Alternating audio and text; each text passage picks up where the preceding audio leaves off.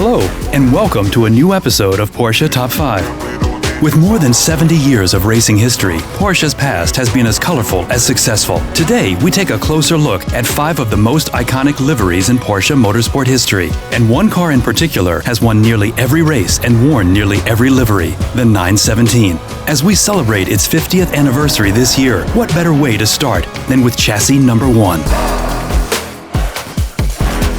Please welcome the Porsche 917-001. Finished just 2 days before the 1969 Geneva Motor Show, this new Group 4 race car was the first of 24 models to be finished by April in order to receive homologation approval.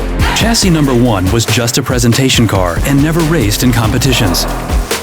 Although it had many colors in its past, the Porsche Museum restored it to its original green-white livery in 2019. Cutting-edge 3D technology was used to retain a huge amount of original parts while reconstructing the 917 for its 50th anniversary show, appropriately named Colors of Speed. For our top 4, we get into some butcher's business. The famous 917-20, called Dizao, is a unique version of the 917 from 1971. Legend says the brief was for a coupe with lower drag but identical downforce to be developed for Le Mans. The 917-20 is the meeting's result. A 917 short tail with large overhangs and smooth, voluptuous body lines. It is 24 centimeters wider than the conventional 917, making its wheels sit deeply within the wheel arches. The curved body inspired the designers to finish the model in pink and mark each area like a butcher's map, quickly earning it the nickname Pink Pig.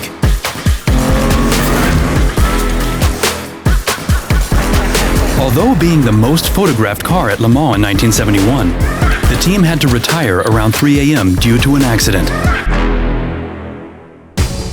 When it comes to brand sponsorship, there are only a few that can keep up with MARTINI racing. The MARTINI livery on this Porsche 917 Longtail sadly didn't cross the finish line at Le Mans in 1971, but surely attracted the visitors. After an engine failure in 1970, they returned 1 year later after some intense wind tunnel testing. The spawned rear wheels are just one of the results, allowing the 917 to take on the right-hand kink of the Mulsanne Straight with an impressive 380 kilometers per hour. The livery changed too. The psychedelic look was replaced with MARTINI Racing's typical blue, red, and silver stripes.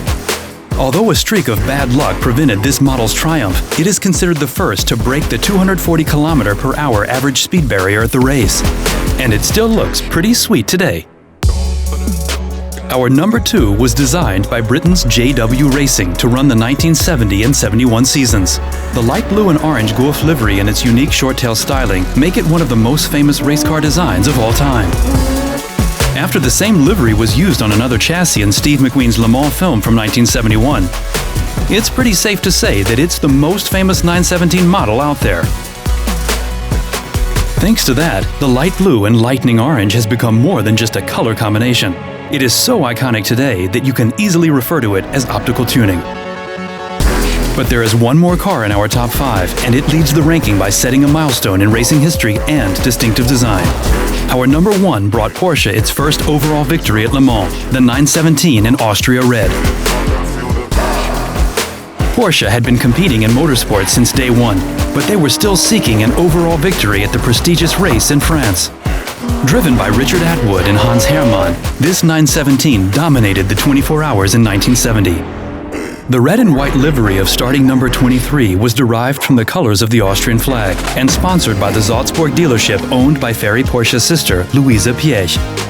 As it happened, her son Ferdinand was head of construction at Porsche at the time and in charge of nothing less than the 917 project itself.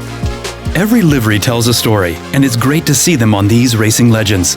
If you, like us, can't get enough of them, just take a screenshot of your favorite livery and share it with us on Instagram using hashtag Porsche Top 5. With these colorful impressions, we wish you a happy holiday.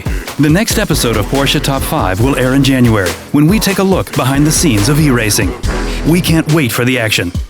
See you then.